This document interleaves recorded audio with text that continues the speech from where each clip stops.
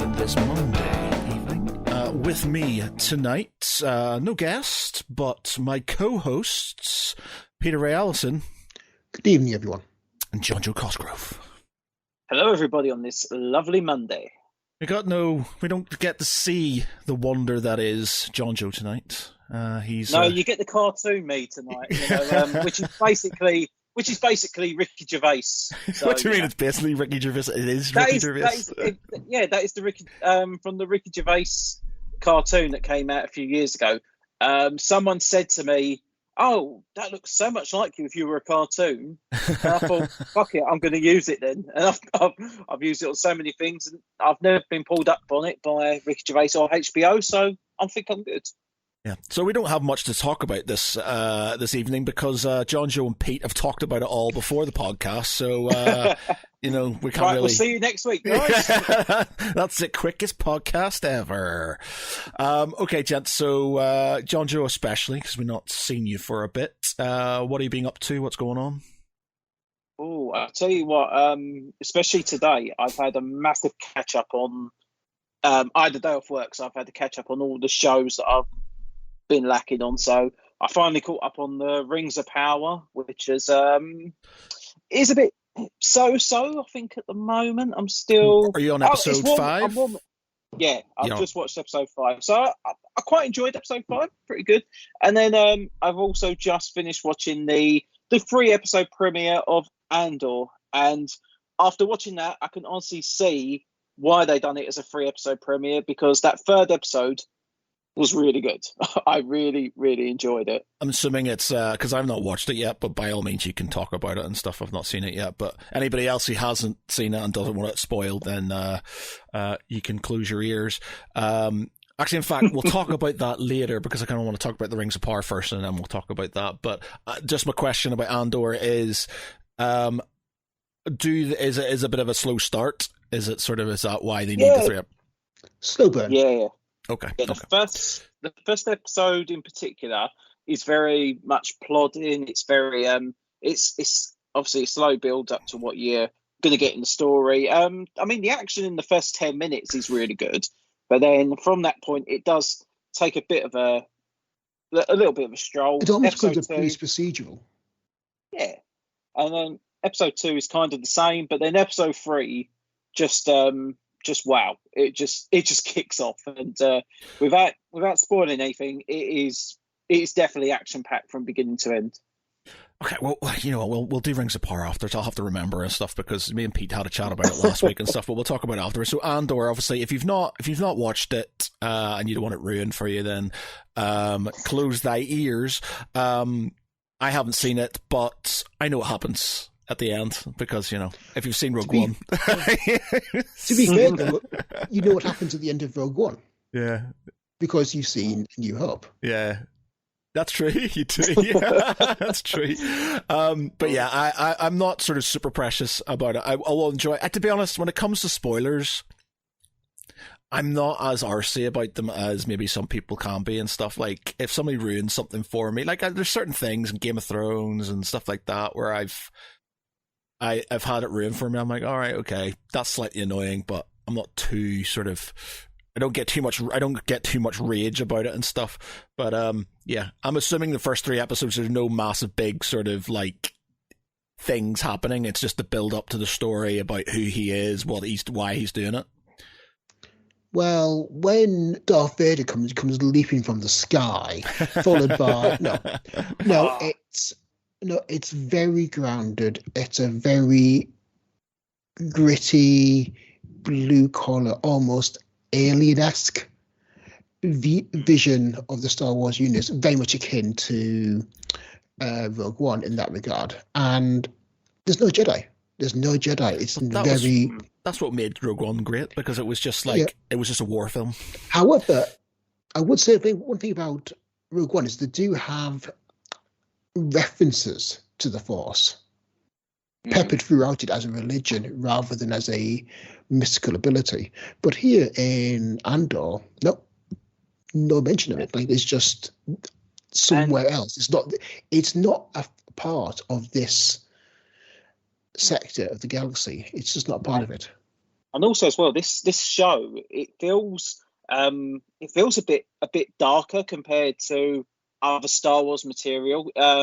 Some of the locations, some of the settings, they feel a bit more, for lack of a better term, a bit more adult compared to the Star Wars that we may have been used to. You know, all these bright colours and everything. This does feel more underground. This feels very. This feels like it's almost like serving that more. It is serving that more adult orientated, and there is a little bit more language as well compared to other Star Wars outings, especially in the late episode 3. There is at least 3 expletives, which is quite different for us. It's very much a kind of grounded, realistic take on what would it be like to live in an exploitative bureaucracy that the Empire is. And there's no stormtroopers for the first 3 episodes. No stormtroopers, which is very strange. But it makes sense. It makes perfect sense when you think about it, because the Empire, as glow spanning as they are, still have, only finite resources. So they have to kind of, I'm not going into too much, privatize their security and control. Okay. Why not? Yeah. Okay. So, feel the sort of look and feel, is it sort of familiar but different? How does it sort of? Oh, definitely. You definitely know this is Star Wars without any question. Especially when you get your spaceships, you get your when you see the ships coming in from light speed, it's got that Star Wars aesthetic through and through. And with Cassian Andor, he is really your only anchor from Rogue One, which is quite good. And I think going into it, the first episode, I was really thinking, what are they really going to do with this character? This character has only had one real appearance in the Star Wars canon. How are they going to expand it? How are they going to build a good prequel story? And how are they going to, make this last what will be 24 episodes? And, by the end of episode 3, I'm pretty much convinced now to go, yeah, I think they're doing a good job. And I reckon... How long is this each episode? Probably... About now long. About 40 minutes. John Jo will say one thing in regards to comments. Boba Fett had 5 minutes in Empire Strikes Back and was killed at the end of Return of the Jedi.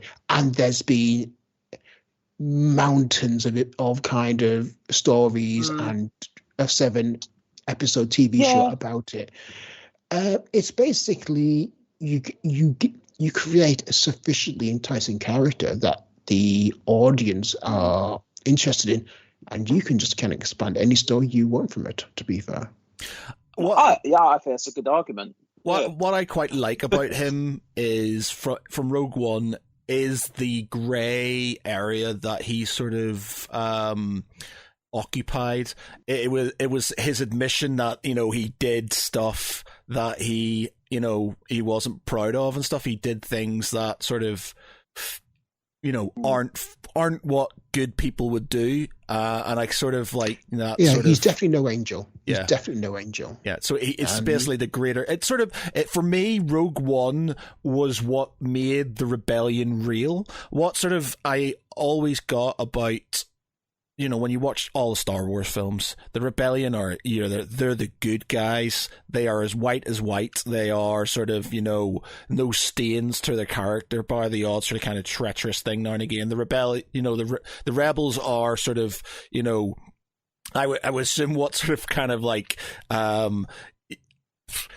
don't know, like America might see itself during the War of Independence or something like this. Like it was purely sort of kind of white, no sort of kind of, there's no dark area to it. Where Andor and Rogue One, and why I love Rogue One so much, is because they gave it a darker edge, which made it more real. It made it more sort of, that I can understand that as a rebellion. Fine, you're not as good as you maybe portray yourself as the propaganda that would be the sort of kind of the original trilogy would sort of kind of dictate, but there is darkness there. But you've had to do that to get to where you are, and I love that. I think that angle alone. I think it's the Andor TV series will kind of continue exploring that themes and subject quite in depth.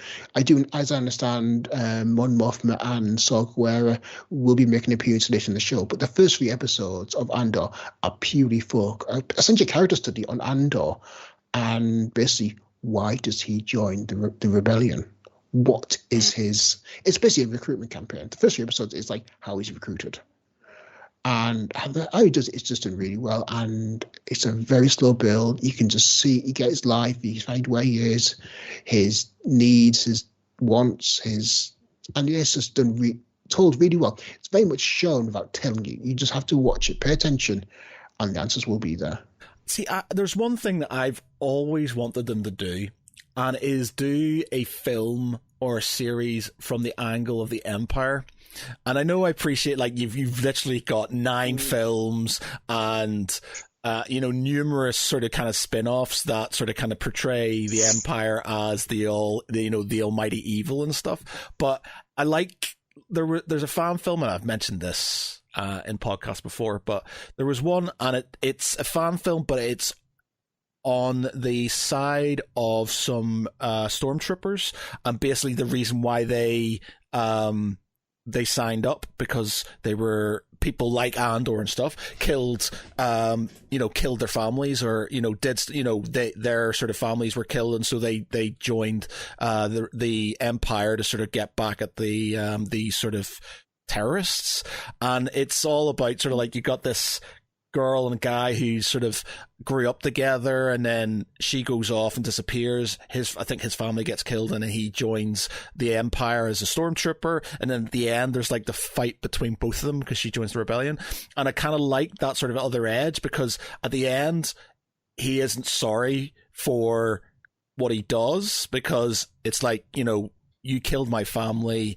The Empire effectively let me get back, get some revenge, get some sort of kind of closure on this and stuff. And I like that angle. I like that sort of thing, because it's like the whole thing about, like they're doing Clerks, where it's like, the second Death Star was probably filled with, contractors, and sort of, there's no way it was all pure. I suspect you'll see some of that as this story goes on, because you are introduced to some characters that you can see fitting very well within the Empire, but they're not part of the Empire yet. They're just kind of doing their jobs, going about their day, fulfilling their duty and wanting to do it well.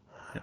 And you kind of slowly introduced to it, and you can see how, especially in Andor, why joining the Empire would be a good thing.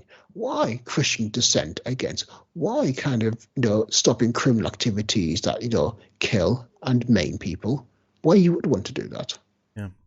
I think it's just good. It's a good angle, because once you've got through that trope of good versus evil, constantly, and it's like, as much as it's enjoyable and things like that, it's good to have a bit more grey. It's like we were talking about the new Batman film before we came on and stuff, where you were saying about Patterson and how you haven't seen the Batman because you watch Tenet, and then you realise how he's really good. And so, he's incredibly intense. I mean, I've just been watching it recently on Amazon Prime. I'm not seeing it yet. And I'm literally like, what's Jen thinking? It's an incredible film. I mean, absolutely. It's very much a cerebral, action film. I mean, you can't just switch your mind off to it. You have to watch it and pay attention and take notes, because if you don't, you will get lost with all within the plot. But it's really well done. I mean, the protagonist is great, but for me, the character that stands out is Neil, played by Robert Pattinson. Now, the only thing I've known of him in was Twilight, and I just thought, I'll tell you what, you should watch The Lighthouse, because he is in that with Willem Dafoe, and that is such a good movie. Yeah, he is. Like, I was the same. I was the same. Like, I was like, Twilight, no, there's no way I'm going to sort of. And I was like, I had zero interest. But again, I saw him in Tenet. I saw him in what else did I see him in? I can't remember. I saw him in something else. And then I was like, you know what? I'm going to give this guy a chance as Batman, and he's really good. And the whole point was that it's a darker edge to. It's not just like an honorable guy. He is a sort of good guy, but he's got this sort of kind of emo-ish dark edge to him and stuff, and that's what I kind of like. You need that sort of, bringing it back to Star Wars, you need that sort of other side to the proverbial coin, and that gives you so much more material. Like, just think, the amount of stuff you could have, like Star Wars, I don't know what they could call it, Star Wars Noir or something like that, where you have this sort of like, the other side of the coin, the way Marvel have the what ifs and things like this, where you could have a Star Wars thing. It's like, not a what if, but you could have it like, from the view of this planet or these people, or, you could do loads of things, and it's just sort of like, it's an untapped gold mine, I'd say, of material there. And currently, the only people who are using it are YouTube shorts creators and stuff. And it's something I think they should definitely look at and stuff. It's just like the one thing that I think they can't do, which is a shame, because I always quite liked I can't remember their name now. There's basically, after the Empire gets beaten by the rebellion, what are they called? The Yvonne Bach, what are they called? Basically, force-sensitive aliens that invade afterwards. Oh, yeah. Yvonne. Where where the Empire and the Republic team up to take on these invading aliens. We've talked about this before. I always Google its name. I can't find. Vok.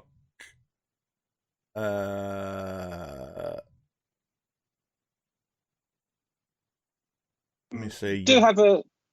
I do have a certain memory of this, but I can't recall it off the top of my head. I was just going to say, because you were talking about Batman, the Batman with Andor, there is a nice little link actually between the two. There is an actor called Alex Ferns who appears in both the Batman, because he plays the Commissioner, Commissioner Pete Savage, who is at the beginning. He also plays Sergeant Mosk in this one, who is the even though there is no Irish, Scottish or anything like that, but he is basically the Irish part of the squadron that is going up against Andor, and I think he's a fantastic actor. And to see him in two quite prominent roles this year is fantastic. But yeah, have a look out for him. The Yuzan Vong War. I always do this every time. I always forget what it's. The Yuzan Vong, and that would have been such a good place to go. Because it's a lot darker. There's a lot more going on. It's basically shows that as much as the Empire wasn't sort of a good thing, it wasn't a super bad thing either, because the Death Star was created to prevent the Yuzong Vong from invading. When they destroyed these Death Stars, it basically opened up the gate for them to invade, and then caused another war, which was 100 times more apocalyptic than the Galactic War and stuff, and millions, billions died in that war that came on and stuff. So as much as they were bad, they were causing the defense of the and it was just one of those things. I kind of like that sort of other edge to it. I think that's something would have been quite good. Yeah. Do you guys ever play the Battlefront 2 game from a few years ago? Yeah. Because there was a storyline in that which sort of takes place after Return of the Jedi, just after the second Death Star's been destroyed. And you've got some members of the Empire who are now struggling to find their path, and they are sort of trying to continue the work of the Empire. And then you get half the game where they're still on the dark side. They're still fighting for what they believe in. And then as time goes on, they then start to more or less become part of the resistance. They then, it's quite a good, the game itself was very hit and miss, but I thought that was quite a good story angle, because it was nice to see that kind of story arc. But Do you know what? I reckon we are going to get stories like this going forwards, because I think Star Wars is going to focus a lot more. I mean, come on, the film slate keeps getting pushed back. I don't even know when the next film, because we were supposed to have the Rogue Squadrons. It's been cancelled. Apparently, I think Rogue has been cancelled. Yeah. There's no Rogue Squadron anymore. Yeah. So now it's supposed to be the Taika Waititi one. I think at the end of 2025. So what's that one going to be? Well, it's one of two things. I've heard one thing saying it was going to be part of the High Republic, which could be good if they go with that, or they might be retooling and going for episode 10 instead. But personally, for me, I reckon go forward.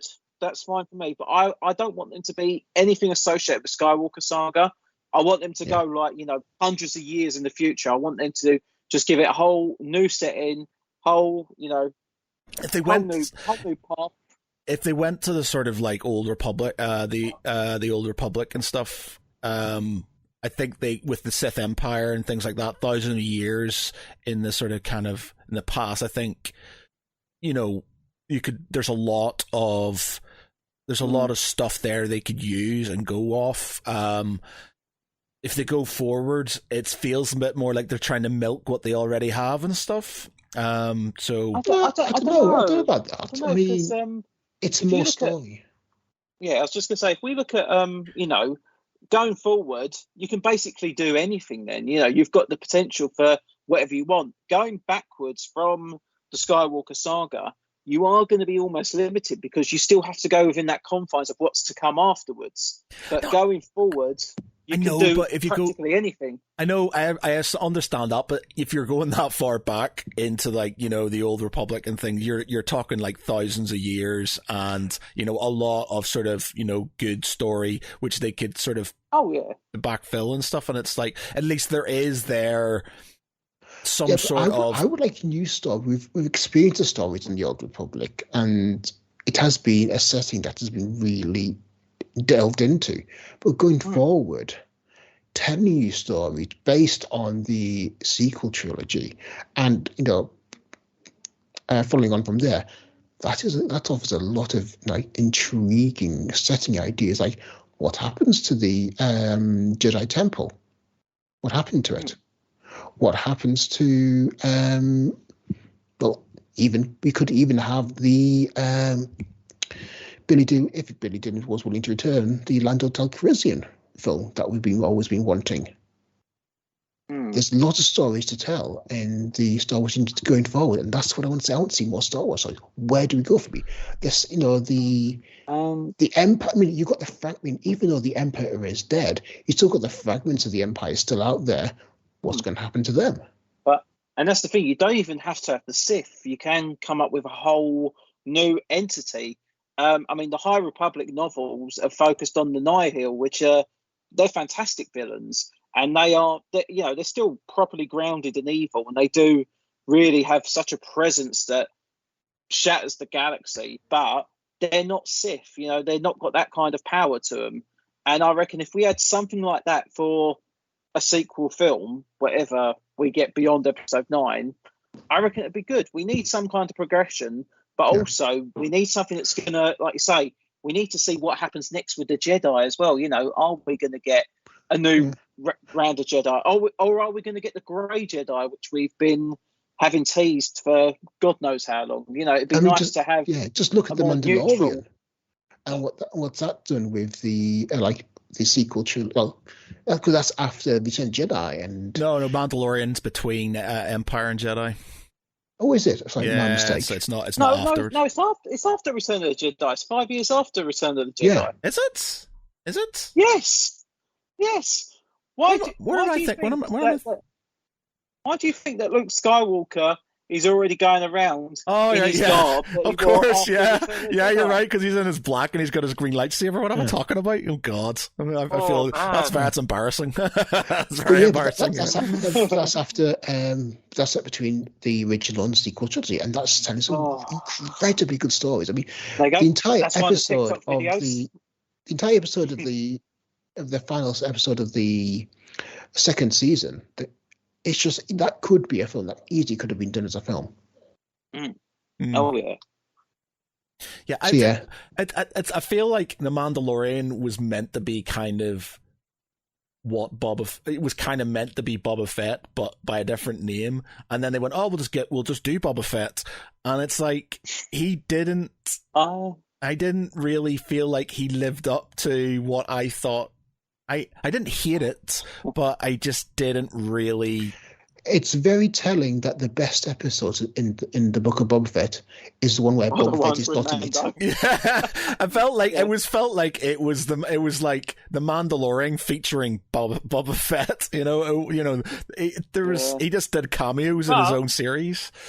But if you look at I think it was episode 5 of Book of Boba Fett. You didn't have Boba Fett in the episode at all, but you had Mando. You had Grogu, you had Luke Skywalker, you had Ahsoka Tano. This is like basically you've got your other shows that you've got set up in this part of the Star Wars universe, but instead you're basically doing a backdoor pilot for all of these almost in this episode. Well, you've got the Ahsoka series that's coming, and I reckon someone was saying the other day that they want to try and incorporate Luke Skywalker into another one of these shows, which is good, but imagine how much that must cost to get this actor, superimpose Mark Hamill's 30-year-old face onto this actor. It's and using the same vocal technology that's been recently used for James Earl Jones to recreate his voice. Yeah, I mean, when I watched that episode, I was thinking, am I right? Am I watching the right episode? Am I just watching the conclusion? Has this been uploaded on Disney Plus by mistake? No, it was just the way they wrote it. And I would actually like to watch a Jedi Temple trilogy. Focus a film on the Jedi Temple and the politics there, and the Jedi are Jedi, but they're human. Yeah. And they're trying to balance the human needs with the fact of trying to become a Jedi. But I don't know if that's because of the films, and you've got 9 films that orientate around the struggles of Jedi, effectively. I'm not sure if you'd don't get me wrong, when Luke Skywalker turns up in Mandalorian and things like that, it's like, oh my god, it's Luke Skywalker and stuff. But I'm not sure I would want my favorite Star Wars films. I actually really enjoy Solo because it's not really Jedi orientated. I really enjoyed Rogue One because it's not really Jedi orientated at all. And as much as I love the Star Wars films, I kind of like seeing the other part of it. I like seeing the other things that can happen and stuff. And I would kind of like to see a republic that now has responsibility for the galaxy and the struggles that they have to still be the good guys in a place where things aren't so sort of maybe black and white and stuff. So they're going to be in areas where they have to sort of keep order, and they're not appreciated maybe as much as sort of they thought they would be and stuff like that. I kind of like those angles and stuff. Yeah, for me, I wouldn't want a film about the Jedi where it's just like all flashing lightsabers and slaying down all the Sith and yay, we win. I'd want where it's a philosophical debate about the nuances of the Force and how inaction versus action. If I go and help someone, am I just enabling them? I guess do I send? So something like that where it's actually, what does it mean to be a Jedi? I guess you could, tying in what Jon Jo said about the Grey Jedi and stuff, you could have a series that is, it's basically about the Jedi as they are, sort of, do and do not, there is no try, and everything is very much an absolute. It's like you do something or you do not, or you have very strict codes about doing things. You can't do this, you can't do this, you can't do this. But you would have maybe, Luke Skywalker and stuff, who's used who's used force chokes, and he's used sort of things he probably shouldn't have to, show that maybe there is a grayer area to it and stuff. So the Grey Jedi wise, where you basically you bring balance to the Force by balancing it within yourself. So it's not all about using the light side. It's not all about using the dark side. It's about balancing it between you because. I'm just thinking what I would like to see is, even if it was for the majority of the film, like you say, you've got Jedi that are almost like policing the universe. So, if they see that, there's a potential Sith or potential evil that's growing, they literally 5 minutes, they've taken it out, it's done. But then if they see something on the other side, which may be affecting their balance, they take care of that as well. And it'd be nice to see, I'm trying to think of like another term that could really work for it, but I'll go with one of my favorite examples, Mortal Kombat. You have the Elder Gods, they are not supposed to interfere. They're supposed to more or less keep a balance and keep things fair across all realms. That's what I'd like to see with Grey Jedi. I'd like to see them sort of like, they'll only intervene if they have to, but they're just trying to keep an equilibrium across everything they can. Who the Grey Jedi are trying to create equilibrium. Well, yeah, almost, yeah. And I think, could you imagine if we go forward maybe, just for example, we go 1,000 years after the Rise of Skywalker, and you haven't just got a few Jedi, you've got millions of Jedi, So every planet, every system is inhabited with many Jedi who are able to communicate with each other. They can, they all know what the universe should be like. And then something happens, you get some Jedi that break off from that teachings. I don't know, maybe they find the old Jedi text and they think, okay, maybe the light side is the way that we should go.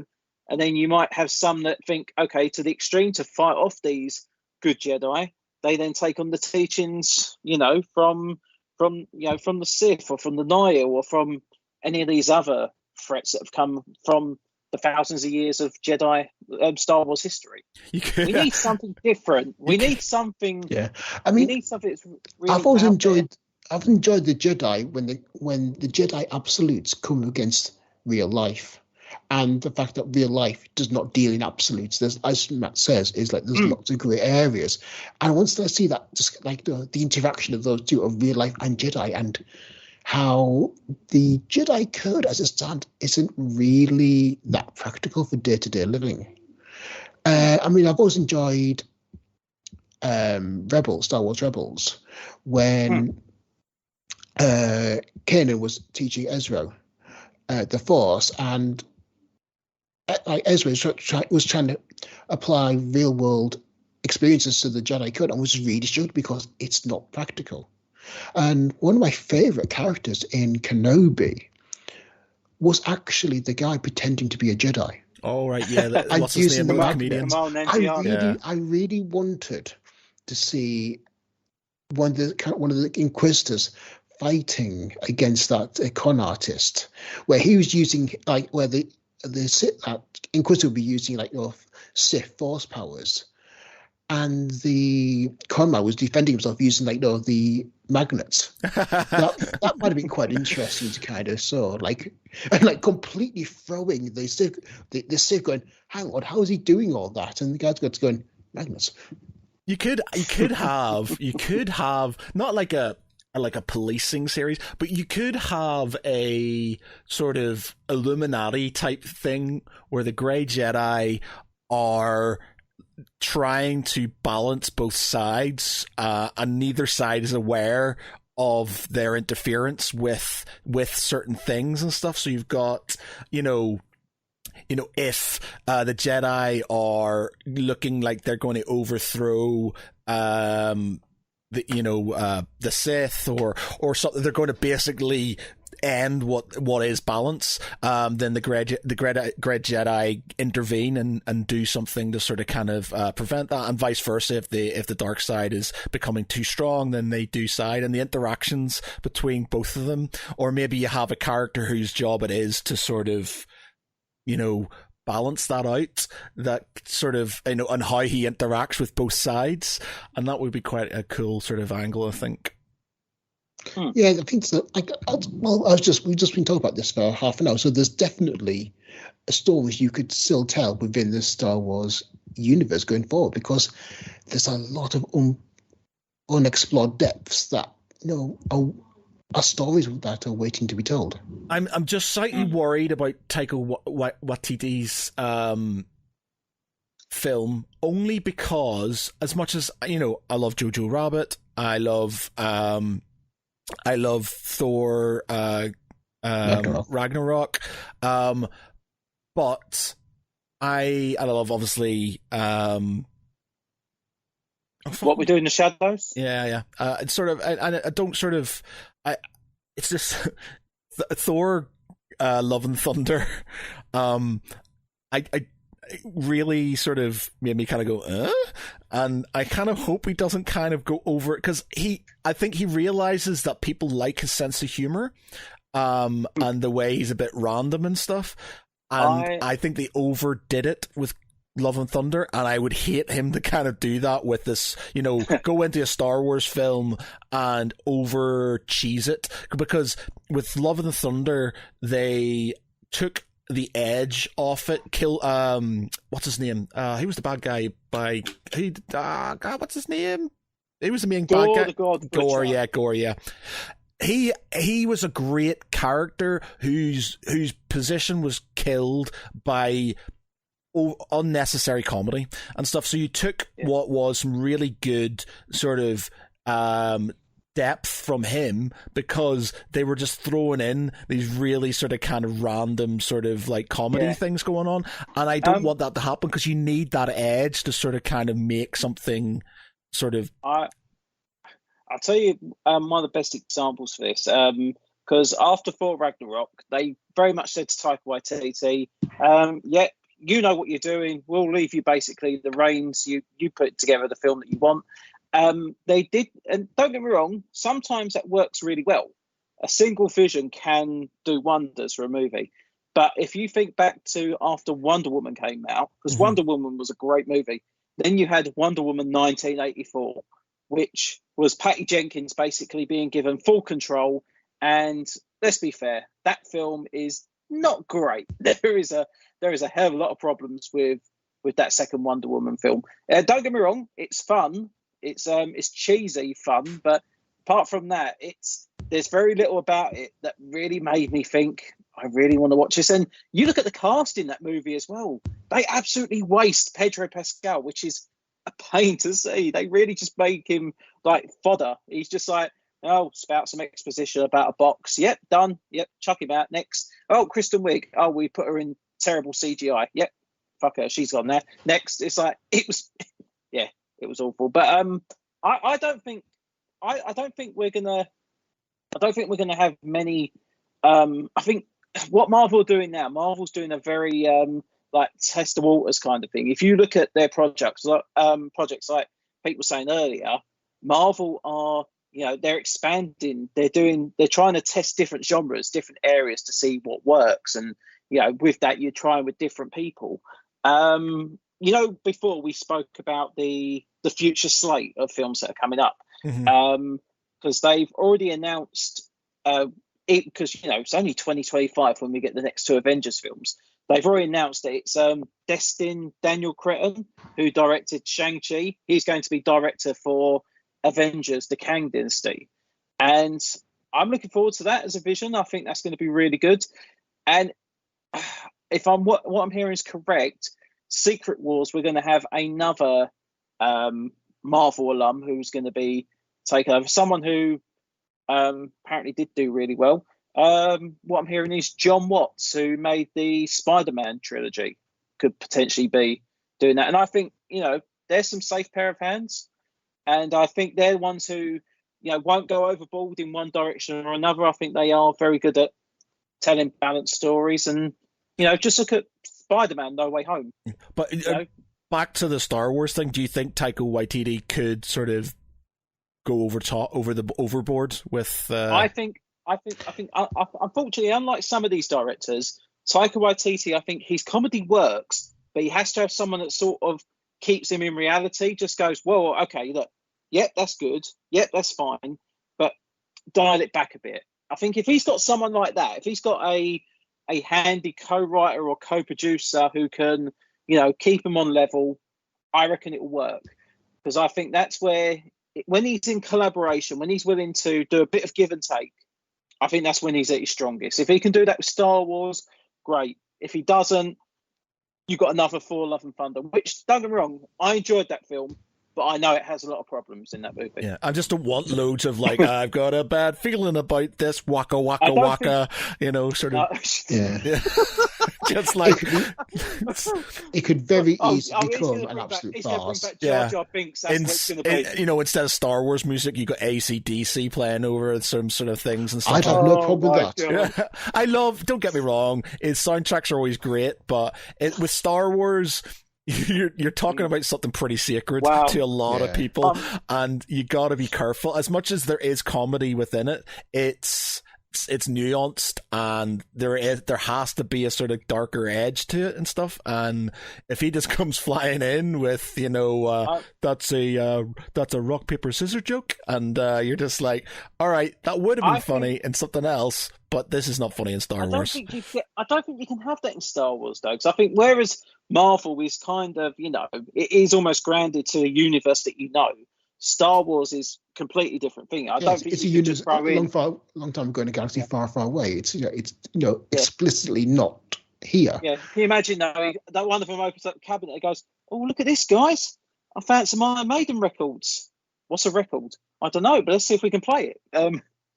I don't think we're going to have that. No, because you can't have that, because it's a long time ago in a galaxy far, far, far away. They'd have to time travel. We'd have to get to the present where they find Earth, and they find Earth. Now we're talking about Star Galactica. Yeah.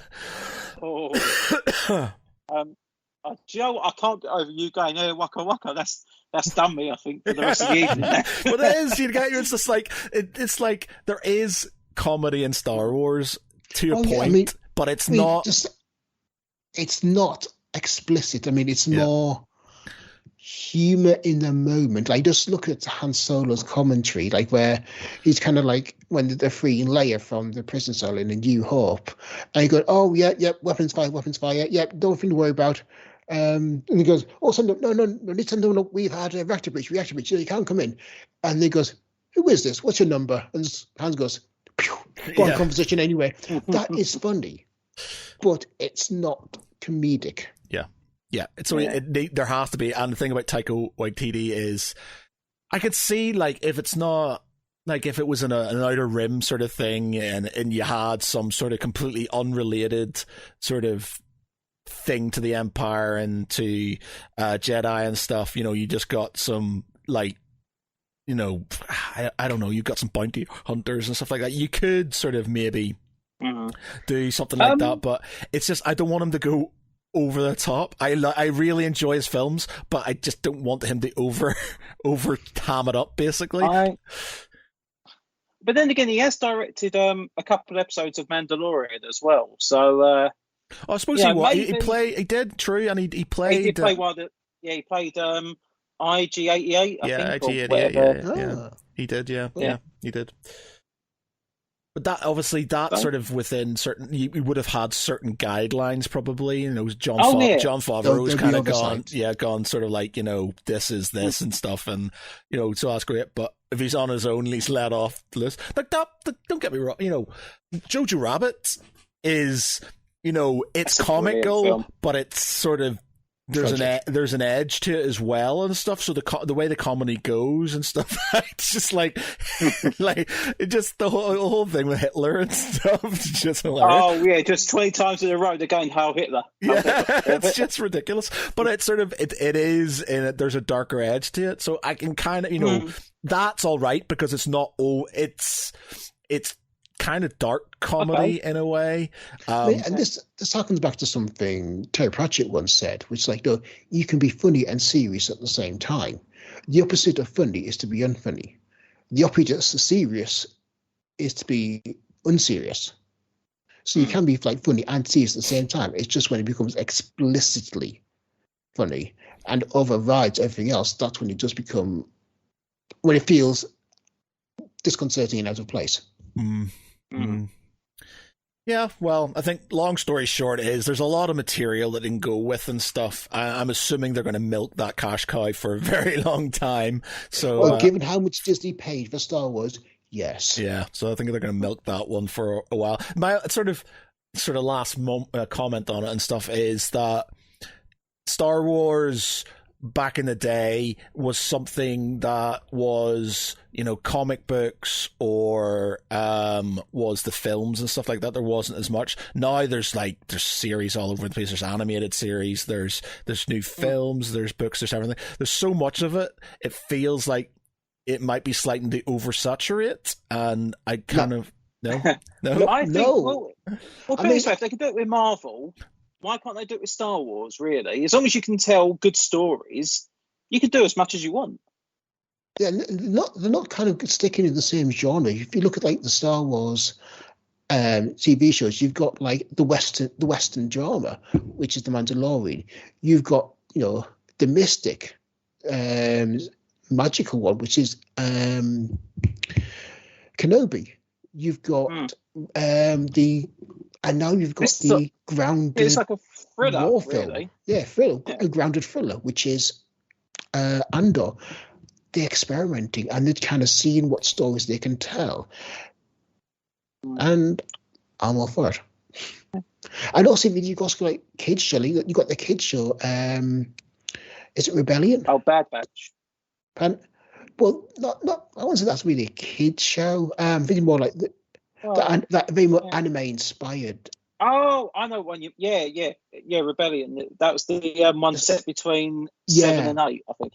Yeah, Rebellion. That was very a child focused story with a very kind of interesting anime style art to it, and that was really well done. And you've also got the Fantastic Rebels, and also the Star Wars Clone Wars. I you know what? I started watching Clone Wars and just couldn't. I got into series 2, and I wasn't really I wasn't really getting gripped by it and stuff, so I kind of stopped watching it. I've been told I just have to give it a bit more time and stuff, so I'll go back to it. I'm reliably informed. I mean, this is something Geek Prize Laura Benson tells us, is that it's a series you get better as it goes on. And I mean, I got to about season 3. And I just stopped watching it because it was getting very repetitive, because they were sticking to the 20 episode per season structure, which was working against it, because they were just padding out the stories with the same thing again and again and again. And it just became a bit of a chore. Now, I am tempted to skip a load of seasons and just watch the recent final season. I'll probably miss some nuances to it, but I'm going to save a lot of time. And completely going off a tangent, and forgive me for this, is I've been watching Cobra Kai. Oh, so good. So good. I am going to get lambasted by everyone here, so please be aware from me, I only watched the last 2 or 3 episodes per season, and I just cut out all that needless relationship drama, go straight to the kind of climax, and then it's done. So no. I watched the first season, and I think I watched the second one of Cobra Kai, and I just found all that kind of build-up of tension. It's not even that there's many episodes. There's only 8. There's only 10 episodes of it. Yeah, it's Cobra. It's like the Karate Kid 90210. No, Cobra Kai is a series that keeps on giving, because it's not there. It's something that you would think was a series that would get old very fast, but the way they're sort of being able to sort of bring out the rivalries and bring out bad guys. What's his name? Who was the most recent bad guy? John Silver. Yeah, John Silver. He, having him and then bringing in old guys, from the films and stuff. He had his old girlfriend. From 3. Apparently, obviously, they might bring in the girl from Karate Kid 4 at one point in time, and sort of like that sort of thing's great, and the build up. It's like, that tension and how... it's just needless, though. You think Hilary Swank's going to be in Cobra Kai? Because it was Hilary Swank that was in Karate Kid 4. Was she the Karate Kid?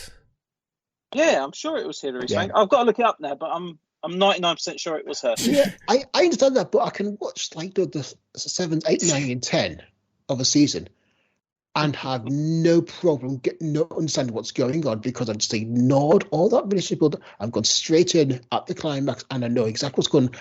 There's nothing there. That fluff, the 7 episodes of fluff is completely. I can understand. Oh man, you could say that about everything. What about the Mandalorian and stuff like that? It's all sort of kind of his building up his relationship with Grogu and stuff. Yeah, there's a story in every episode. I know, man, but you're doing yourself a mischief there. You're doing yourself a big mischief because it's not. I understand, like, having watched series like The Walking Dead and things where I could watch the first episode, the middle episode, and the last episode and be happy enough with it because the rest of it is just garbage filler.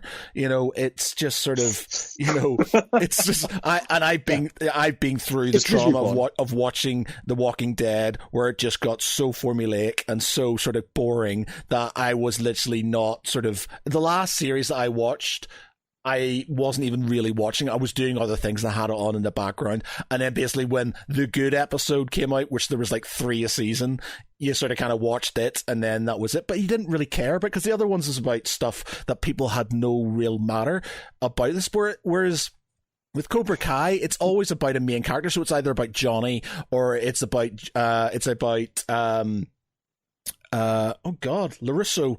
Fucking his name. How do you forget Danielson? Yeah, Daniel Larusso. Danielson. Or, you know, it's about their sort of kind of relationship with the kids and the different sort of kind of interactions with the kids. And it's, you know what I like? It's a series about redemption, but it's a series about redemption and how people can turn it around.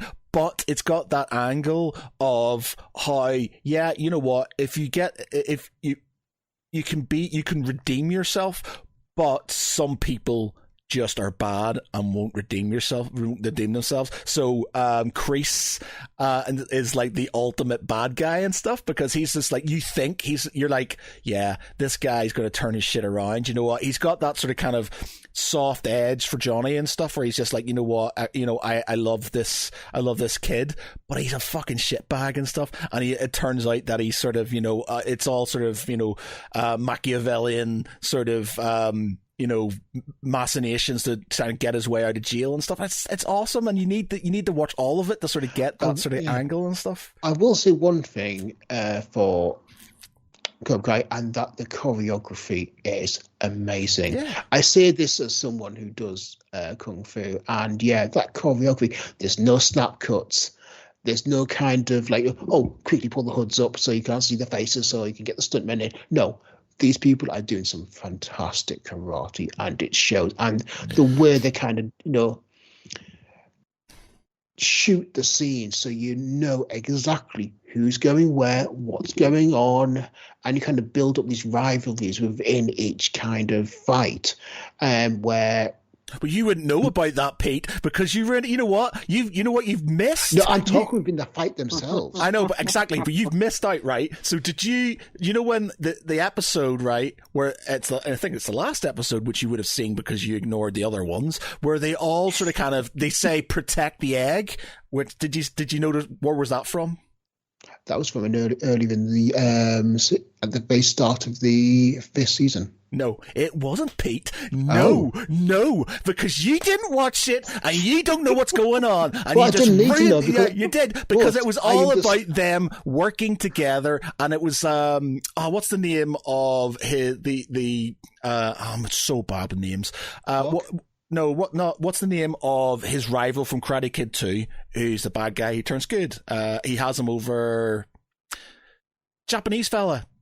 Oh, I know who you mean. Yes. Chosen. Is it Chosen? Chosen, yeah. So he basically gets them all together, and he's just like, he gives them all an egg, and he basically says, you know, you need to protect this egg from me, and I'm going to destroy it, and you have to sort of kind of make sure that I don't kill, I basically don't destroy these eggs. And they all run off and they do things themselves to try and sort of kind of protect the egg, and they do all this stuff. And then they realize that if they band together and they all put all the eggs in one basket behind them and stuff, and then they take turns to defend against him, then they can protect the egg. And that ties in with the fight at the end where they got the iPad and they go, protect the egg. That did not tell me anything about the story going forward. All it told me is that to protect the egg. Fine. I know, but it's something, you missed out. It was a story that did not need to be told because it was focusing on the climax. I know. No. You can't say that, man, because you're like, there's so many series where there's stuff where you're building up. It's like the relationships between Johnny and Daniel and Chosen and, and Kreese and all these things. You've got all these other things going around and seeing what's happening, his time in jail and how he had, what's the girl? Oh, it's names. Tori, yeah. Tori was in, he used her as basically I watched a bit of the episode, got exactly what I need to know. Yes, Tori was helping John Kreese. Okay, fair enough. Yeah. If it was a really boring, long series, I could understand, but it's 10 episodes, man. 10 episodes. I will say with this, there's so much good stuff going on. There's so much great television at the moment that, even watching a 10-episode series is a massive time sink because there's so much good stuff. And also, I'm married with children.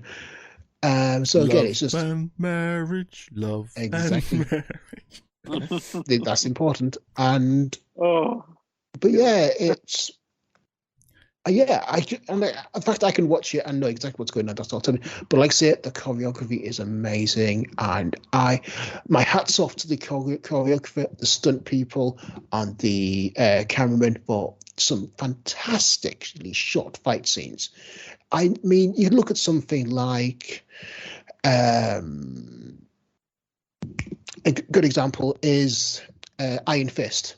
Those are terribly shot, really, really badly shot, and just confusingly done.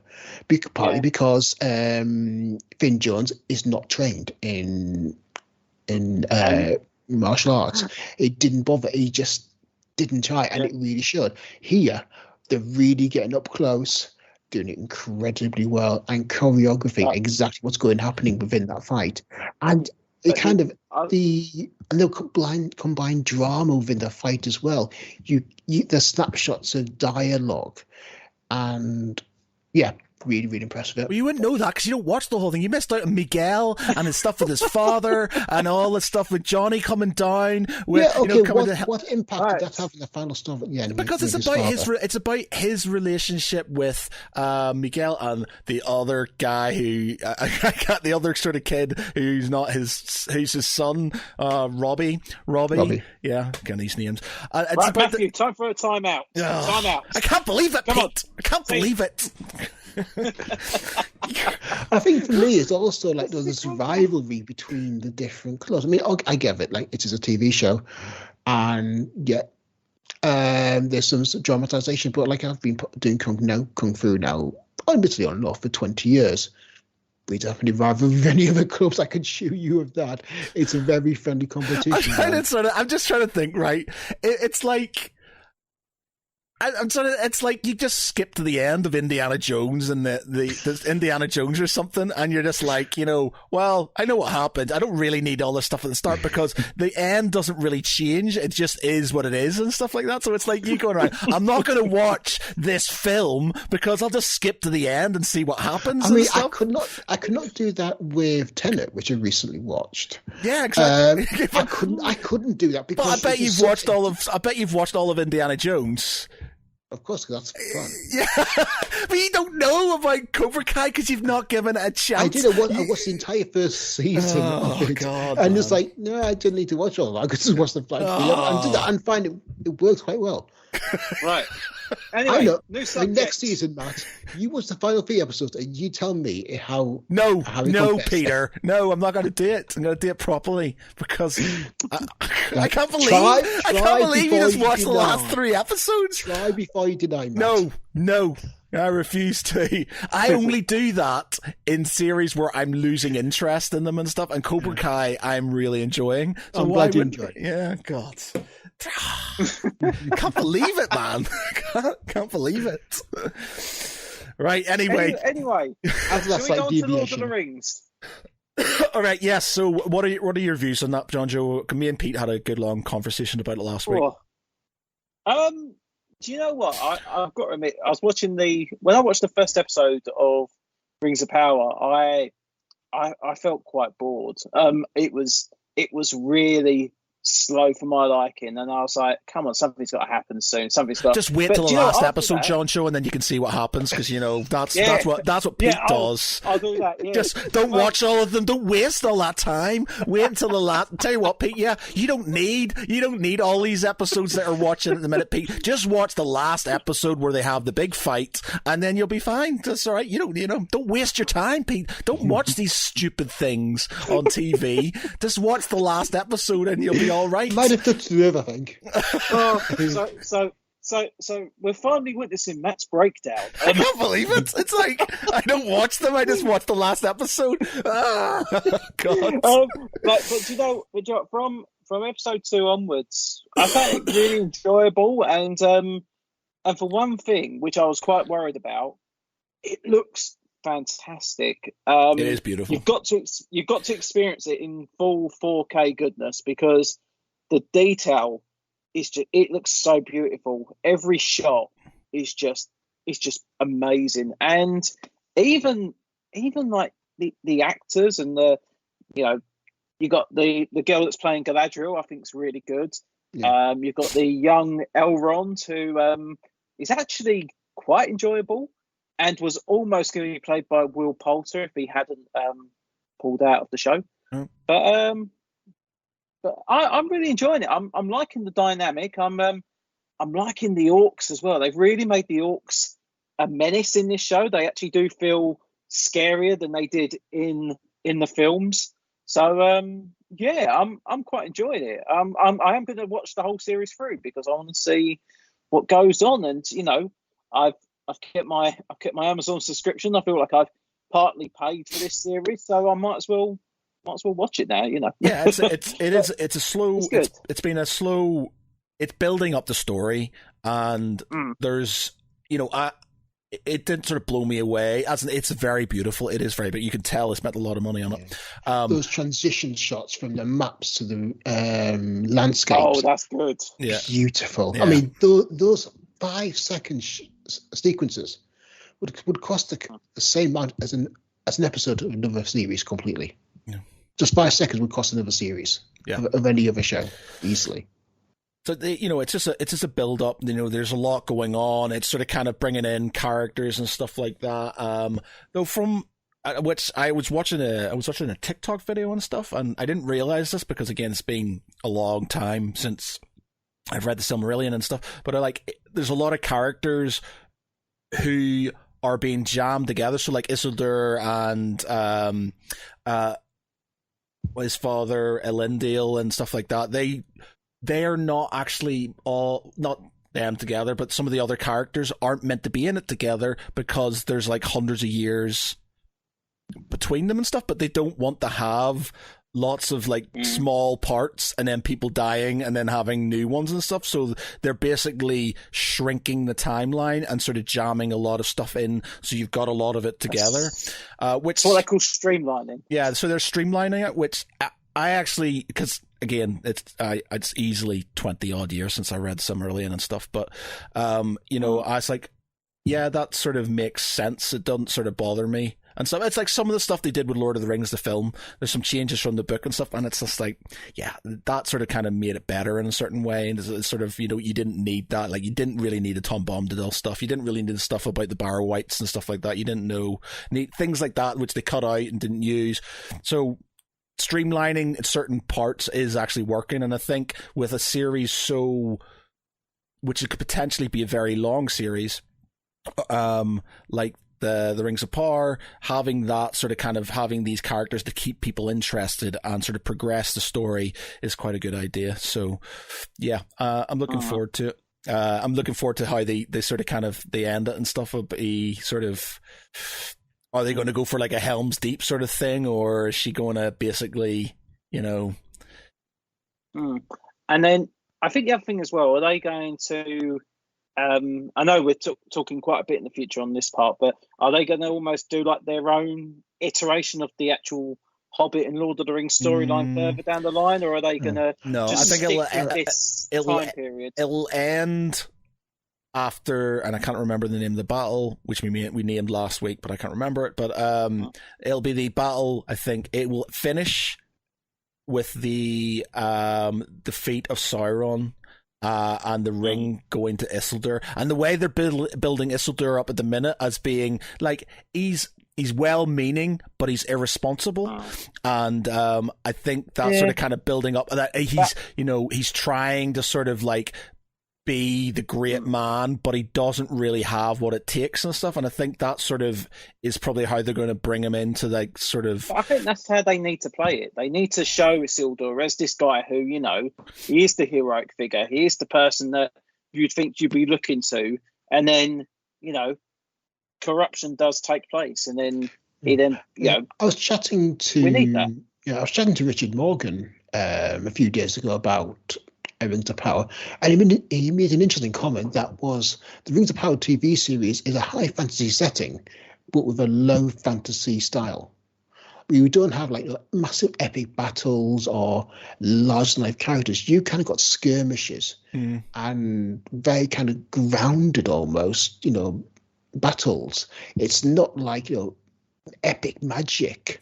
It's very period drama in certain ways and stuff. The way they talk to each other, especially the elves, the way they talk and things like that seems very period drama as well, in a certain way, which I quite like. The only thing that sort of kind of gets me is the way they pronounce things, the way they kind of really like Numenor, and they sort of kind of roll their R's and stuff like that, and they always have to have that thing going on with the way they speak, and it sort of annoys me slightly. I don't know why, but it does.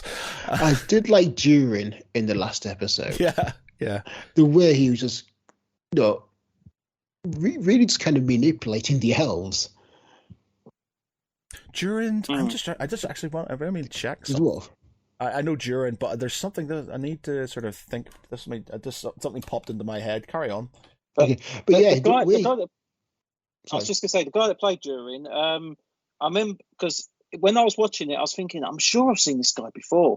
And it was really, really bugging me because I couldn't picture it. And I remember I actually saw him on stage a good few years ago because he was in that show, One Man, Two Governors. Oh, yeah. And he's a bloody good actor. I thought he was fantastic. But it was like one of them things because obviously under the makeup and putting the voice on, I was like, I'm sure I recognise who that is, but it just wouldn't come to me. But as soon as I saw it, I was like, yep, that's him. Mm-hmm. Okay, so...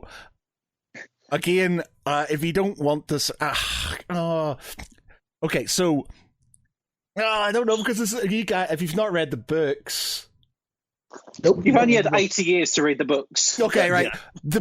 The Balrog is called Durin's Bane. Mm-hmm. So the Balrog that Gandalf fights is his name is Durin's Bane.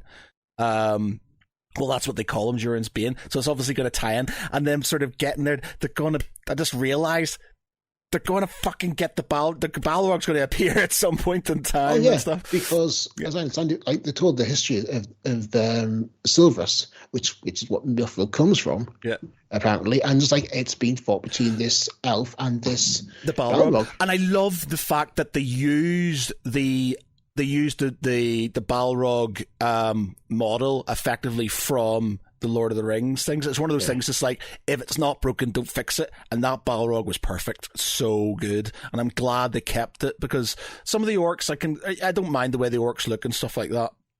But the Balrogs for me in Lord of the Rings, Balrog was perfect, and so having the same one again was like, yes, that'll be good. But it just dawned on me and stuff. Durin's Bane, that means the Balrog's going to appear at some point, and I was like, yes, this is going to be good. Yeah. Well, I think the Balrog, like the Balrog's going to be, because I mentioned it was explicitly referenced in regards to the Silmaril, but also doesn't it? It's in Moria where Durin is based.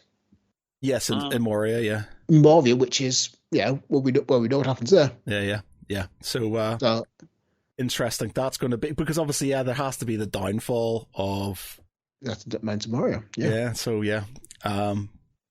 Yeah, okay, so there's all of that come through, because there's all of that happens before the Rings of Power. Like, because, again, this is really bad for somebody who's meant to be, knows Lord of the Rings and stuff, but from what the film, Gimli talks about, doesn't act like he knows what's happened in Moria and stuff, but he does in the books. He knows and stuff, so it's just like it's not like he's going there because. Well, yeah, I think that they need to kind of telegraph that to the audience of the film that when hadn't read the books, and they need to kind of explain that, like, well, how can we tell this to the screen? And you do kind of wonder, hang on, why doesn't this dwarf Gimli know all about these other dwarfs, like the big dwarf cities? Well, it feels a bit odd, but it's a way to kind of telegraph the information to the audience without it feeling too info dumping. Yeah. So it's something I think it's going to be like it's going to be something that will get better as it goes along, and I think when you start watching it back, when other things tie into it, it's going to be a lot better on the second watch as well, because I think people have sort of preconceptions about, for me, I think it's just like, I've watched Lord of the Rings, I love Lord of the Rings, and I watch this new series, and everybody looks different and they talk different, and it's not what I'm expecting, and therefore part of me is kind of going, I'm not sure if I like this because it's different and stuff. But as I'm sort of kind of pushing away my old feelings about the old Lord of the Rings films and sort of embracing it as it is, it's becoming a lot more enjoyable, and I'm sort of starting to get into it. The fourth episode and the fifth episode are really starting to get more sort of kind of, I'm like, okay, I'm into this. So, and I think it's only going to get better as it goes along and stuff. Yeah. I want to say one of my favourite bits of casting in the whole series so far has been Lenny Henry. He's really good. Yeah, I think he's brilliant in it. He has got quite a good demeanour about him, and he does play he ain't playing it overly jokey, but he does get the laughs in the show. I think I'm quite enjoying that. A good Irish accent as well. So yeah. But do you know what? I can't remember the actress's name, but the one that plays Nori in the Harfoot, I think she's brilliant. I think she has got the potential to, not just be one of the lead cast members of the show, but when you see a certain actor or actress in a TV part, you think, this is hopefully the start of something big. I reckon she's going to be one of these actresses that you're going to see appear everywhere in the next few years. If anything else, I think the acting's brilliant. Yeah, we had been talking about last week how I was just like, the stranger who's fallen from the meteor and stuff, and how that can't be Gandalf. It can't be Gandalf because he doesn't appear until the Third Age and stuff like that.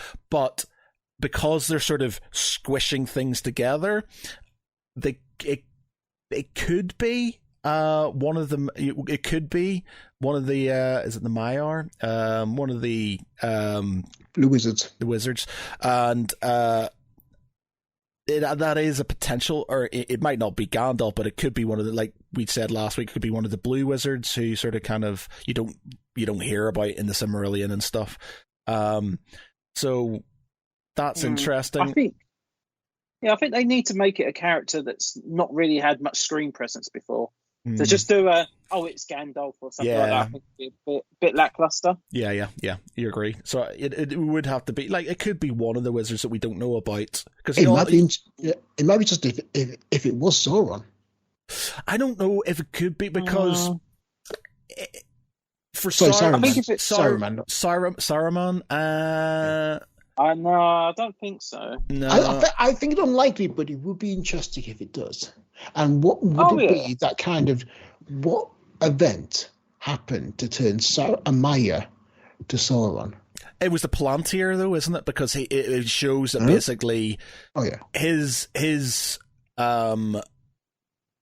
because he's got in the Hobbit and stuff. You got and so he is still Saruman the White, and it's just because his use of the Palantir has basically corrupted him because he's basically looking through Sauron's eye, and that's what sort of kind of brought him low, laid him low.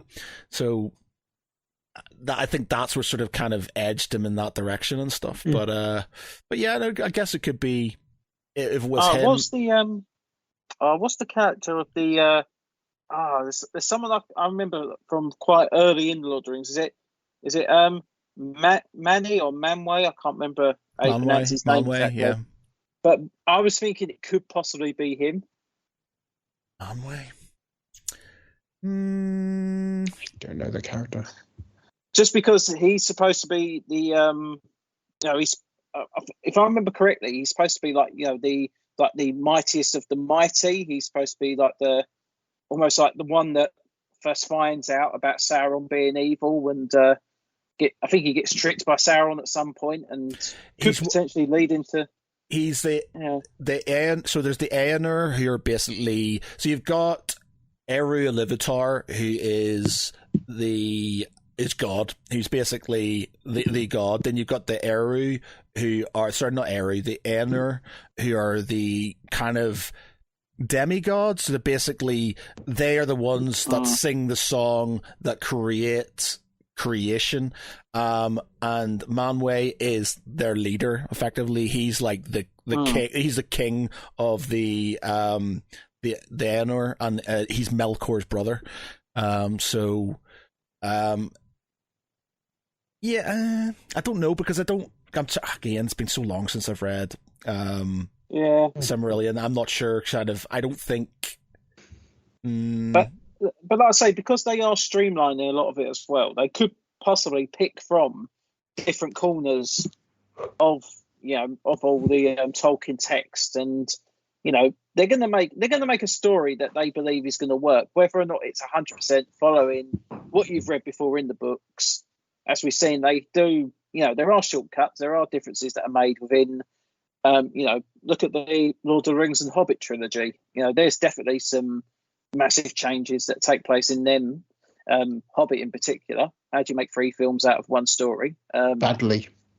Very badly, yes. But I think I don't mind if they borrow from different corners. If they can make a compelling story and it makes sense with what they're putting together, yeah, I'm all for it. And if they do decide to bring in Manwë as the stranger, I wouldn't be against that. Well, it could be a Maiar, because as much as I don't think so it says here, so Gandalf was one of the 5 Istari sent to Middle Earth by the Valar in the Third Age. So the Istari are the wizards, but he's also, I think he's also a Maiar, which is like a heavenly spirit sort of thing. So an angel, basically. Yeah, so I guess they could, because it's the Maiar are sent to help defeat Melkor, so he could be a Maiar, and they could sort of tie it in with that. So the only thing that sort of kind of ties towards Gandalf being the stranger is his sort of kind of powers are light and fire, and this guy's got that sort of kind of fire thing going on, though the ice thing I'm not sure about. And also he did interact with some fireflies like Gandalf did at was it Two Towers? No, he was obviously in the Two Towers. No, was it the Two Towers? No, it wasn't in it. Was it the Lord of the Rings? The Fellowship of the Ring, when he's up in he's in Orthanc? And he escaped aboard the Eagle. Yes. No. Yes. Yes, because that would be Fellowship of the Ring then. Yeah. So with that moth, that big moth thing, But then is that being too obvious? Is it them wanting you to think that's it, and then it be somebody else? Misdirection. Yeah, I don't think it'll be Sauron. Saruman. It could be Saruman, I guess, but I think it could just be a Maiar. So it's like they're sort of like, because the Maya are obviously going to have similar sort of powers and things like that. So maybe it is sort of like, it's sort of kind of go, oh, it could be Gandalf, but it's not. But it's kind of similar to. You also got to think about sort of legal things. So they may not have the rights to it. The rights to these things. They must have rights to basically every single character that's ever existed. No, apparently not. There's a reason why they are making the Rings of Power the way they are. It's to avoid the whole copyright issue. Well, the whole rights issue of hobbits, of Gandalf, of Bilbo Baggins, of Frodo Baggins. By setting it in using some really as a source, they kind of get around a lot of those rights elements that would bog them down otherwise. Yeah. So it all comes down to money. Yeah, it all comes down to money. Okay, we've been on for about an hour and 20. Before we go on to our final pop quiz section, is there anything else? She-Hulk. I guess we haven't talked about She-Hulk. Yeah, really enjoying that. I mean, again, it's something we mentioned earlier in relation to Star Wars. She-Hulk and the rest of the Marvels shows each one is very different in genre. They're all not just pure comic book superhero films. TV shows. You've got like One Division, which is an examination of grief. You've got A Vulcan Wills of Soldier, which is a political thriller in essence. You have a sci-fi adventure that is Loki. You have, and now you've got a fun, very female-centric lawyer show in the Ally Beale. And it works. It really does work. Yeah, it's a lot of fun. I've got a load of people moaning about it, and I'm just like, just watch it for what it is. Just watch it for what it is. I think because people don't realise it's supposed to be tongue-in-cheek. It's supposed to be a bit silly. In particular, there is a great line in episode 2 when Mark Ruffalo's Hulk is talking about the Abomination. He goes, look, I was a very different man then, literally. And then like Tatiana Maslany has that little wink to the camera. It's like, yep. He was a different man back 14 years ago. He was Edward Norton back then. But just things like that. I like little jokey bits. And also again, the humour never overwhelms the story. I mean, there's kind of absurdist elements such as Tatiana kind of copyrighting She-Hulk's name and exploiting it, and kind of really maxes out on the absurdist element. But that is something that can happen with copyright, and protecting someone's identity is a valid thing, and it's branding and marketing. But one of my favorite lines, and I'm going to horribly misquote it here, but it's in when Bruce Banner, played by Mark Ruffalo, says to says like, the baseline, your baseline triggers, so your triggers are anger and fear, and like turns around and goes, anger and fear, the baseline for all women everywhere. So I mean, it's telling it's making some good points, but it's using the narrative tools of She-Hulk to tell them very, very well. Yeah, do you know what? I'm really enjoying the show. I think it's a bit refreshing compared to some of the very serious stuff we've had of recent. Moon Knight was there was some fun elements, but there was a lot of like supernatural, some very deep elements in that. We've had Falcon and Winter Soldier, which was very political, some dark themes through there.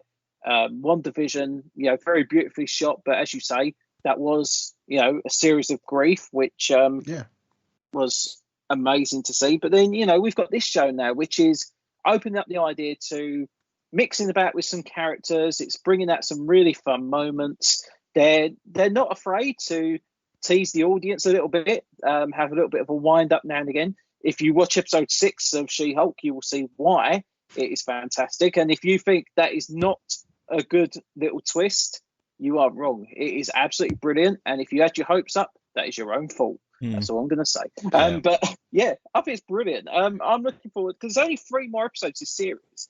And I'm really hoping that they're going to really push it out for the last 3. I want them to continue the humour as they are, but I want them to really get the focal point of where they're going to go next. I think they are going to have some of this tying into a certain person that was confirmed to be in the next Captain America movie. I reckon we're going to see him in the show in She-Hulk at some point soon. That's going to have a few ties to that.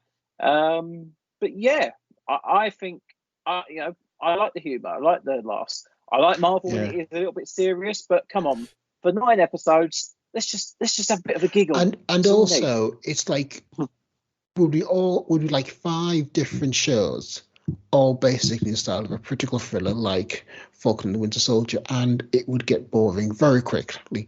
It's okay, Pete, because you know how to get past that because you just watch the last episode and then you're all sure, right. Yeah. You don't have to watch the rest of that. You don't need to get bored. Just watch the last episode. Yeah, if you did do that, I would probably just skip all of them and just watch the episode. But no, they're kind of doing different genres and coming to a different way of telling these stories, which is to be commended. Still can't get over it, man. Still can't get over it. Just like, oh God. Well, okay. So, one sort of recommendation just before we move on and stuff. But if you've not seen Dharma, the Jeffrey Dahmer series on Netflix, watch it. It's kind of uncomfortable to watch, but it's really good. Like it's got so many different angles to it. Like it's all about the mental health. It's about, you know, how parents can fuck up their kids, how sort of like certain things can sort of, you know, there's a lot of ways you've got to think about it. It's like, you know, did the mother fuck him up or did the father fuck him up? Did both of them fuck him up? Was he just born like that? You kind of feel a bit sorry for him in certain ways and stuff because he literally was just, you know, had such a bad upbringing and stuff. But then you kind of go, was it always there with him and stuff? The way he acts and stuff, it's like he is sort of, it's so good. And then there's the other angles about, you know, race and how the police were ignoring, you know, people of color who were complaining about him and saying, you know, his room, this smells, and, you know, one of the victims, basically they could have saved him, but they didn't. They let him go back inside with this kid, and he got killed. And you know, there's lots of stuff. There's so many different angles to it, and it's just really good. It's emotionally taxing in certain ways, and it is quite graphic in certain ways as well, but really, really good. Really, really good. I thoroughly enjoyed it. I binged it in like 2 days. I watched most of it in one night and then carried on the last 2 episodes. There's 10 episodes of it. And yeah, definitely worth it. The guy who played Quicksilver plays Dharma, Jeffrey Dahmer. What's his name, Jon Jo? You know, you're good with names. Evan Peters. Yep, that's him. It's really good.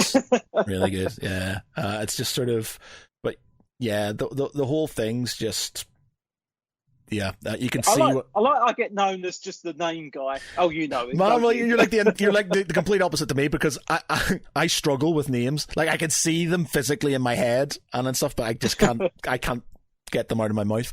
But you know, you're one of those encyclopedias that sort of know you're like George, all the names. I know what I am. Yeah. I know what I am. I'm just fucking weird. Yeah, you got all the names. But yeah, definitely you should watch it. Really good. It is slightly bleak though, so you know, if you don't want to watch something that it's, you know, if you like those true crime type things, then you'll enjoy this. But yeah, it's really well acted.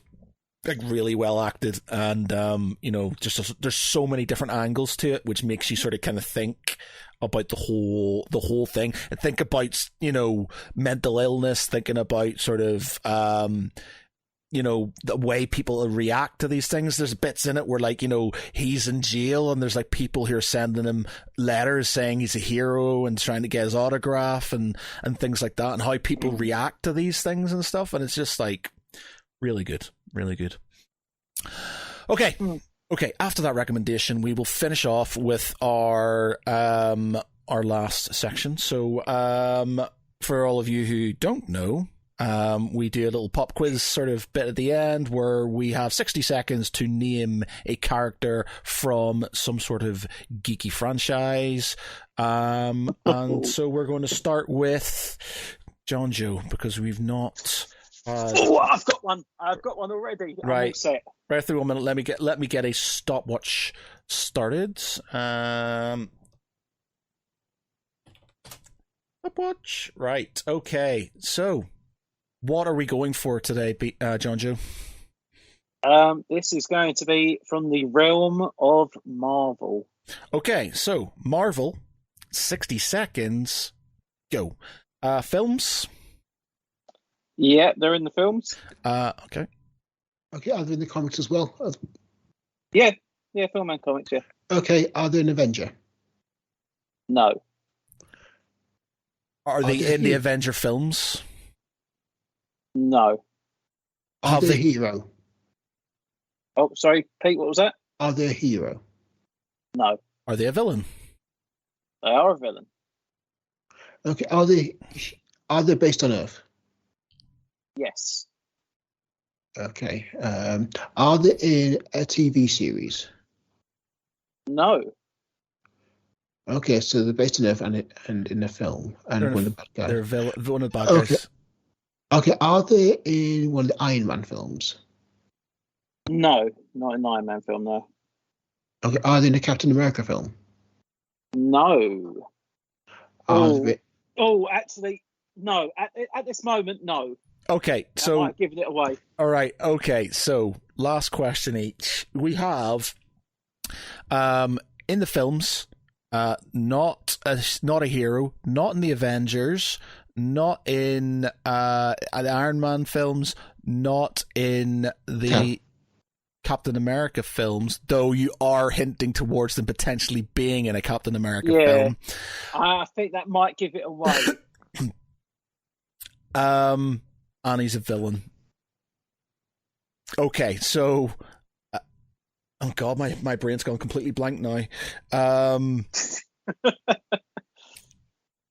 This is going to be a really annoying one, isn't it? Okay. Thanks. Oh my god, my brain's gone completely blank. I can't even think of a question. Has it been in the Hulk films? Yes. Ooh. That's been in the Hulk film. Right. Is it? I'm forgetting his name again. Oh, is it going to be? Is it going to be? Is it going to be Red Hulk? No, not is Red it Hulk. going to be the one that was in the second episode of She-Hulk? No. Oh. No, because I said only in the films. No, so the person I was thinking of was Samuel Stearns, aka the leader, because he was in the Incredible Hulk. Yeah. And he shall be the villain in the new Captain America movie. Okay. All right. Okay. Well done. All right. Yep. Then. Yep. And it's being reprised by Tim Blake Nelson. So they are slowly making the 2008 Incredible Hulk film canon, whereas for ages Marvel were almost like just washing their hands on it. But it's almost like they're bringing everyone back now. Yeah. Obviously, apart from Edward Norton. So. Okay, Pete, what have you got for us? Okay, Marvel again. Okay. Oh. So okay. Marvel. All right, we're not like because last week we did like comics and stuff like that, and we were both sort of big time clutching at straws and stuff. Is this isn't really sort of obscure comic book characters and stuff, is it? Oh, come on, Matt. Come on. Let's just get this over with. Oh, all right. Of your life. You're going to have to... I'm not going to get this then, because my comic book knowledge, especially in Marvel... I'm going to do my best. Okay. All right. Okay. So, Marvel, 60 seconds, go. Comic books? Yes. Okay. Are they in the MCU? No. Right, okay. Are they in the Sony Marvel films? No. All right, okay. Are they in any films? No. Oh, for fuck's sake. See, this is it. He goes from really... And then he goes from really super obscure... Have they been in a live-action TV series? No. Oh, fuck. All right, that's me going then. Have they got powers? All right. Have they got powers? No. No, well, not really. Are they a good guy? Yes, mostly. Mostly. Okay, it's not the Punisher, is it? Oh, he's got films, doesn't he? Yeah, he's got films.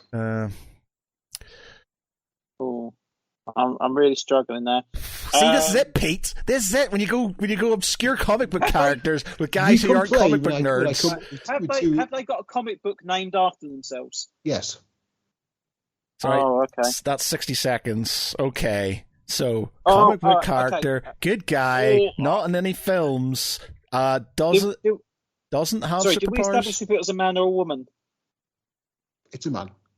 Man. And a man. I'm going to guess. I've got one guess. Go on, Matt. Not always, but yeah. Right. Go on, Matt. Do you want to have your guess first? I don't know, man. My comic book knowledge is pretty abysmal, if I'm going to be honest. Unless you're talking... I'm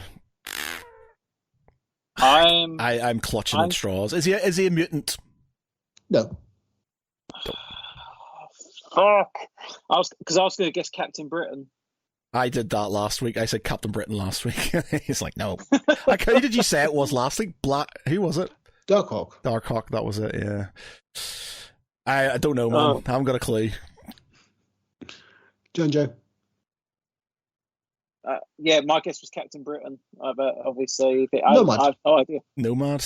Nomad, the former Bucky and former Super Soldier. We're banning comic book ones. We're banning comic book ones because we're banning Pete from doing Marvel. The only reason I'll say that is like I don't know very much about it. Maybe if you had somebody who was super into comic books, they might be able to whittle it down. But there's so many options for comic book characters that you could literally go on forever, and just 60 seconds is just not. If you just asked, was it one of the Super Soldiers? Yes, and that would narrow it down massively. Yeah, don't know. Yeah. I Pete and his logic. Yeah. Well, we could just skip to the end of the quiz, Pete, and then you could just give us the answer, and then that would be it. We didn't have to waste the time with 60 seconds. Because... Anyway, Matt, come on, your turn. Okay, I'm going to go for.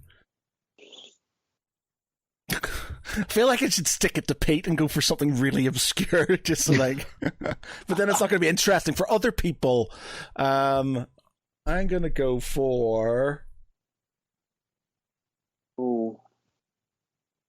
I'm going to go for.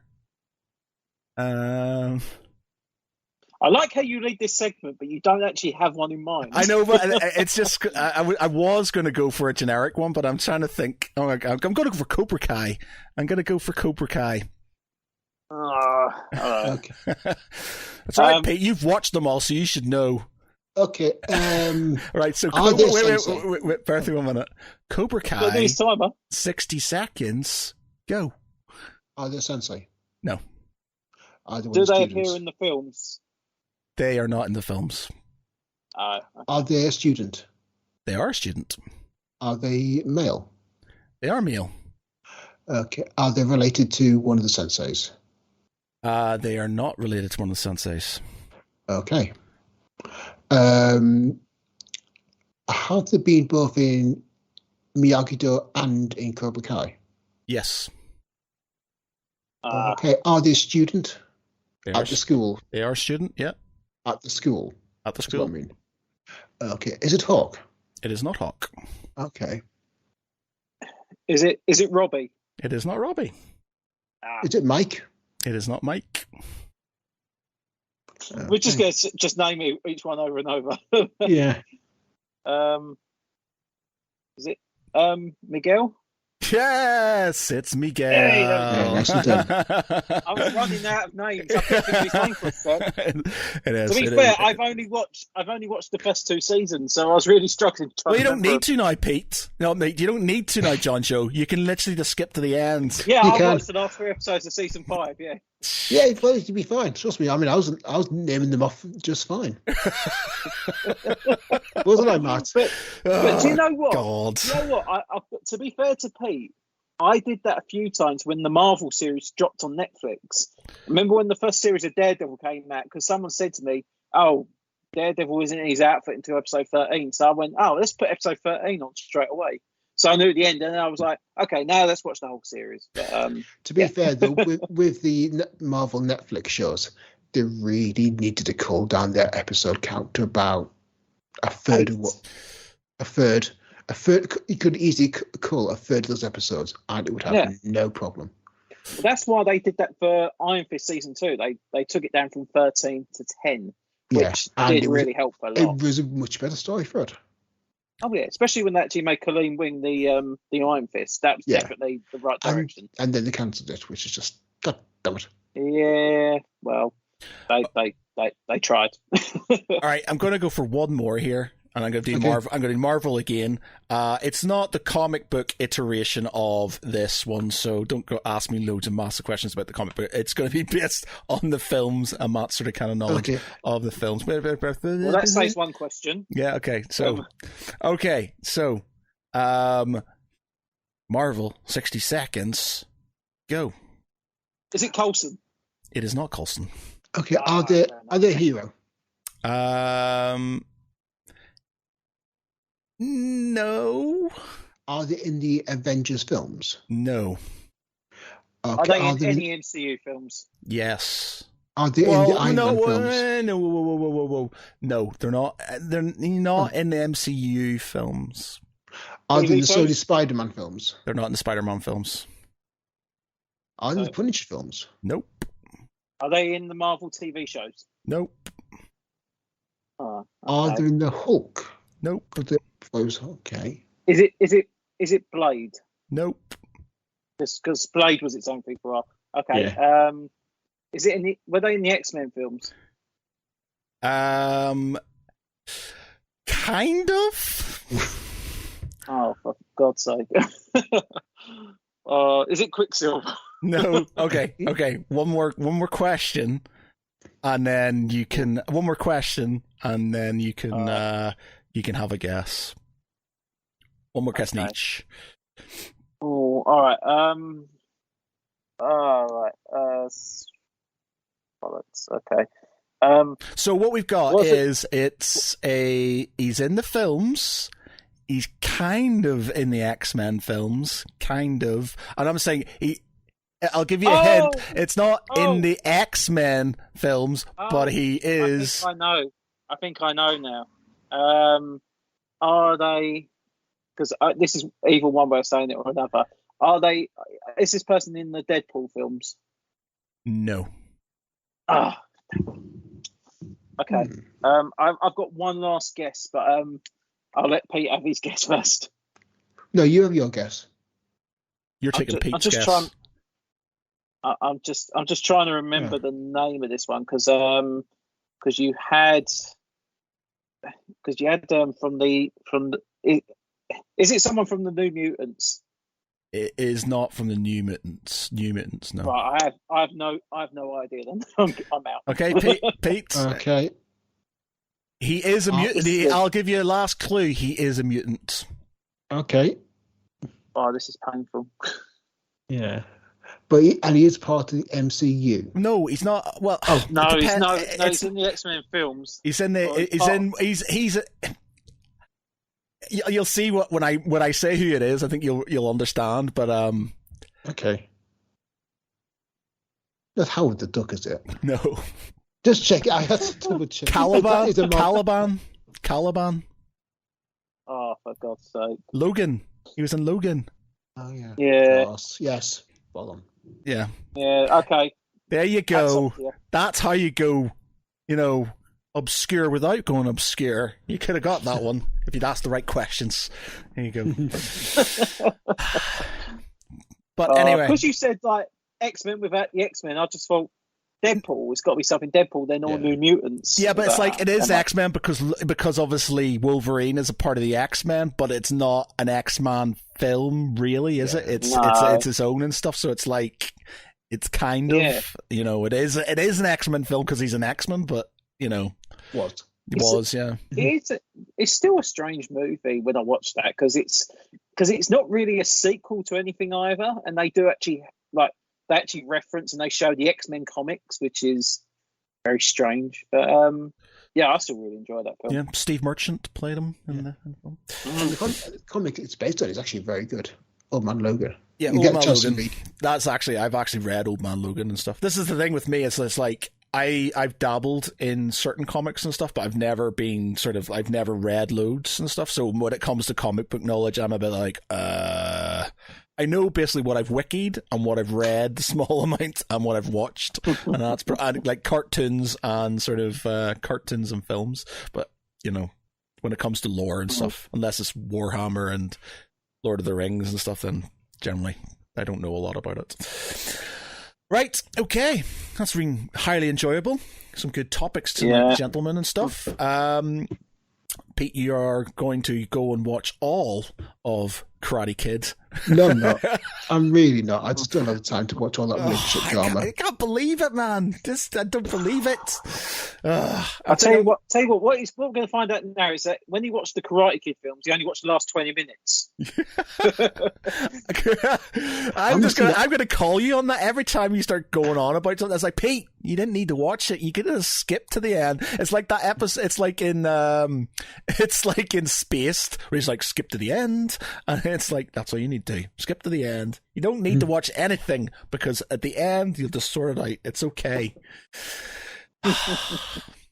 Anyway, okay. Thanks everybody for joining us. It's been highly enjoyable. For tonight, I've been Matt Geary, and with me, my co-hosts Peter Ray Allison. Good night, everyone. And Jon Jo Cosgrove. Take care, lovely people. Oh.